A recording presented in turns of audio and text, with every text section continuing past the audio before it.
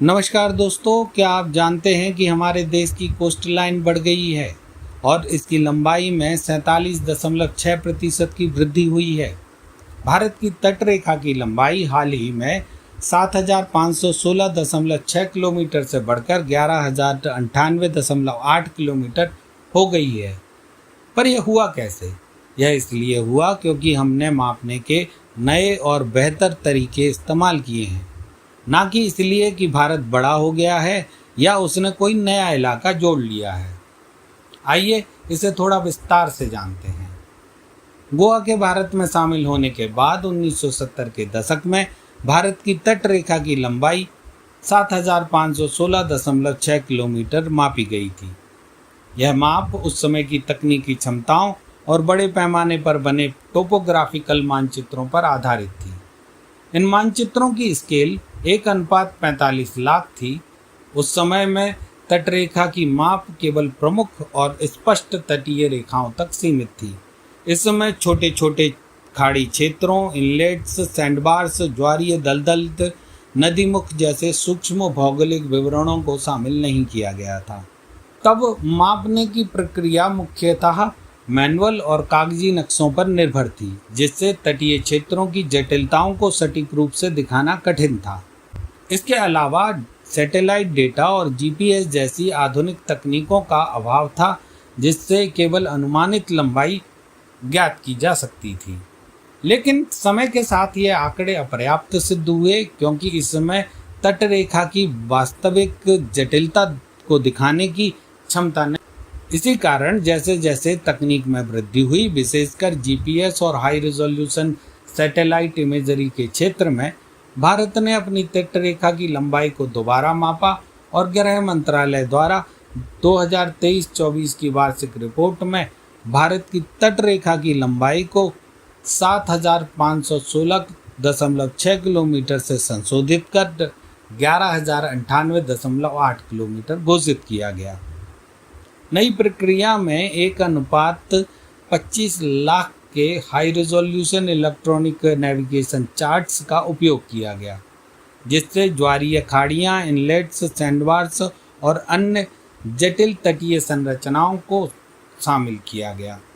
इस मापन ने भारत के 9 राज्यों और 4 केंद्र शासित प्रदेशों की तटरेखा की लंबाई में महत्वपूर्ण बदलाव किए हैं। जैसे गुजरात की तटीय लंबाई 1214 किलोमीटर से बढ़कर 2340 किलोमीटर हो गई है। यह सबसे बड़ी निरपेक्ष वृद्धि है और गुजरात अभी भी भारत में सबसे लंबी तटरेखा वाला राज्य बना हुआ है। वहीं पश्चिम बंगाल में तटीय लंबाई 157 किलोमीटर से बढ़कर 721 किलोमीटर हो गई है। प्रतिशत के हिसाब से यह सबसे अधिक वृद्धि है, लगभग 357%। इसका मतलब यह है कि पश्चिम बंगाल की तटरेखा पहले के मुकाबले लगभग 3.5 गुना बढ़ गई है। तमिलनाडु में यह लंबाई 906 किलोमीटर से बढ़कर 1068 किलोमीटर हो गई है। इस वृद्धि के साथ तमिलनाडु ने आंध्र प्रदेश को पीछे छोड़ दिया है और अब भारत की दूसरी सबसे लंबी तटरेखा वाला राज्य बन गया है। केरल की तटरेखा में केवल 30 किलोमीटर की मामूली वृद्धि हुई है। यह सभी राज्यों में सबसे कम है। पुडुचेरी की तटरेखा में 4.9 किलोमीटर की कमी आई है। यह कमी संभवतः तटीय कटाव और मापन की नई तकनीकों के कारण हुई है। इस संशोधित आंकड़े का प्रभाव केवल सही माप तक सीमित नहीं है, बल्कि नीतिगत और रणनीतिक क्षेत्रों पर भी इसका प्रभाव है। जैसे तटरेखा के बेहतर आकलन से नौसेना की गश्त, तटरक्षक बल की निगरानी और सुरक्षा रणनीतियों को उचित दिशा देने में सहायता मिलेगी।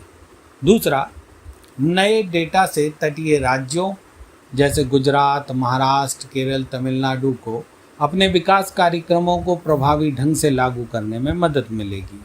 तीसरा, अधिक सटीक तटरेखा आंकड़े चक्रवात, समुद्री तूफान और बाढ़ प्रबंधन के लिए आवश्यक हैं, जिससे समय रहते प्रभावी तैयारी की जा सके। चौथा, भारत की ब्लू इकोनॉमी रणनीति को इस नए डेटा से बल मिलेगा, जिससे मत्स्य पालन, अपतटीय ऊर्जा यानी ऑफशोर एनर्जी और पर्यटन विकास जैसे क्षेत्रों में इन्वेस्टमेंट और प्लानिंग को अधिक प्रभावी बनाया जा सकेगा। पांचवा, संवेदनशील तटीय पारिस्थितिकी तंत्रों की पहचान और उनके संरक्षण में यह डेटा अमूल्य भूमिका निभाएगा। गृह मंत्रालय ने यह भी घोषित किया है कि अब इस प्रकार का भौगोलिक पुनर्मूल्यांकन हर 10 वर्ष में किया जाएगा ताकि तटीय संरचना में आने वाले परिवर्तनों को समय से दर्ज किया जा सके। दोस्तों, यह एक ऐसा कदम है जो न केवल रणनीतिक और सुरक्षा पहलुओं को सशक्त करेगा बल्कि आर्थिक और पारिस्थितिक दृष्टिकोण से भी इसके दूरगामी लाभ होंगे। वीडियो पसंद आया तो लाइक, शेयर और सब्सक्राइब कीजिए। थैंक्स।